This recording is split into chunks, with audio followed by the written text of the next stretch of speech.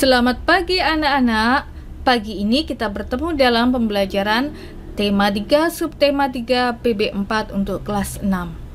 Adapun tujuan pembelajaran kita, yang pertama kalian mampu mengidentifikasi kalimat efektif dan kosakata baku. Dan yang kedua kalian mampu menyebutkan contoh-contoh tindakan yang menunjukkan tanggung jawab atas hak dan kewajiban. Mari anak-anakku kita masuki pembelajaran kali ini.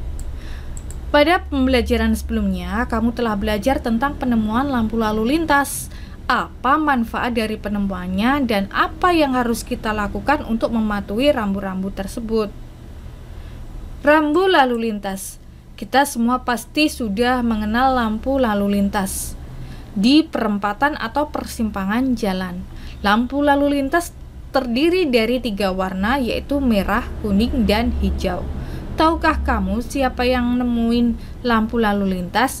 Ia adalah Gareth Augustus Morgan, seorang warga Amerika berkulit hitam yang peduli dengan keselamatan orang lain. Morgan terpanggil untuk menciptakan sistem lampu lalu lintas setelah melihat terjadinya kecelakaan antara mobil dengan kereta kuda. Ia enggak ingin kejadian itu terus berulang. Hingga saat ini penemuan Morgan sangat bermanfaat untuk mengatur lampu lalu lintas dan menyelamatkan pengguna jalan dari kecelakaan. Anak-anakku, di dalam bacaan ini terdapat kalimat tidak efektif seperti, nah, di sini kita semua pasti sudah mengenal lampu lalu lintas. Kata kita dan semua ini tidak efektif karena menandakan banyak orang. Jadi kita dapat merubah menjadi kita pasti sudah mengenal lampu lalu lintas.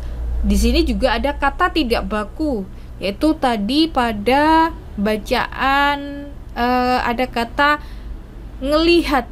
Ngelihat itu tidak baku. Bakunya adalah melihat. Kemudian ada kata nemuin.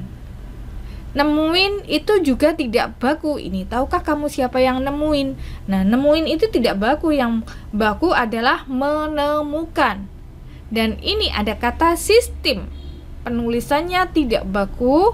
Yang baku huruf I pada I yang kedua ini diganti huruf E menjadi sistem. Nah, ada juga tadi kayaknya ada kata enggak itu juga tidak baku. Bakunya yaitu tidak. Anak-anakku, itu tadi penjelasan tentang kata baku dan tidak baku. Kita lebih lanjut tentang kapan ya penggunaan kata baku itu digunakan. Kata baku digunakan saat menulis surat resmi, ketika berpidato, acara formal, dan saat menyusun karya ilmiah. Lalu kenapa kita harus menggunakannya? Karena kata baku tidak terpengaruh bahasa lain atau bahasa pergaulan suatu daerah, sehingga mudah dimengerti semua orang. Selain itu, untuk menjunjung tinggi bahasa Indonesia. Nah, anak-anakku, itu tadi penjelasan ringkas tentang kata baku dan kalimat tidak efektif. Anak-anakku, di sini kalian pada saat berkendara di jalan raya harus melaksanakan kewajiban-kewajiban dalam berkendara di jalan raya. Nah, dalam pada saat kita berada di jalan raya, apa saja kewajiban-kewajiban kita? Nah, yang pertama yaitu kita harus memiliki surat-surat yang lengkap seperti SIM, STNK, kemudian memakai helm atau sabuk pengaman apabila menaiki mobil.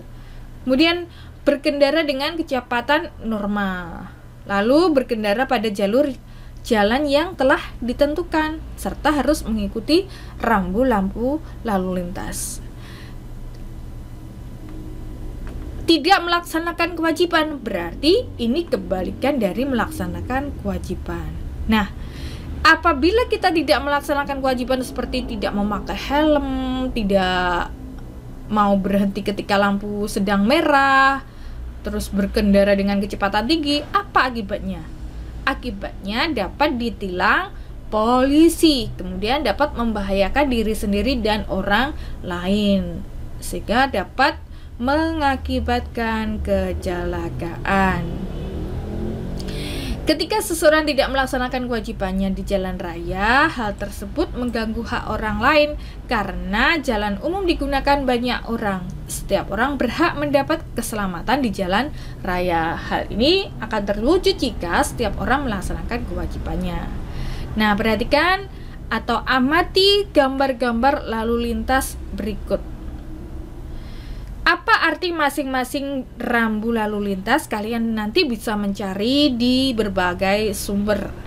Ibu beri contoh di sini beberapa saja. Yang pertama adalah artinya dilarang berjalan terus.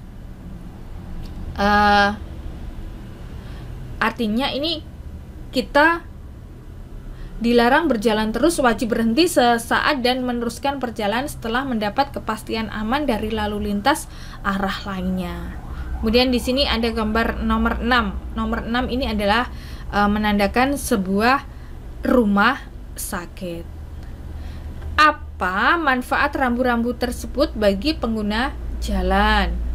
Mereka tidak tahu, maksudnya mereka sebagai peringatan sehingga dapat mencegah kecelakaan maupun sebagai petunjuk arah bagi pengguna jalan.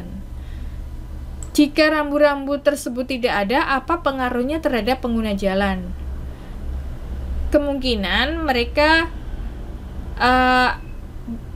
dapat menimbulkan kecelakaan. Selain itu, pengguna jalan juga dapat kebingungan arah tujuan yang dituju. Apakah kamu pernah melihat rambu-rambu lain di jalan? Banyak ya anak-anak, seperti rambu dilarang berhenti, dilarang parkir, dan sebagainya. Nah, anak-anakku, kalian sudah mempelajari tentang hak dan kewajiban, dan juga kita mengenal tentang rambu-rambu lalu lintas yang ada. Untuk itu kita sebagai pelajar, kalian sebagai pelajar dan juga sebagai warga negara harus melaksanakan hak dan kewajiban dengan tanggung jawab. Anak-anakku, sekian penjelasan dari Ibu, semoga bermanfaat. Sampai jumpa.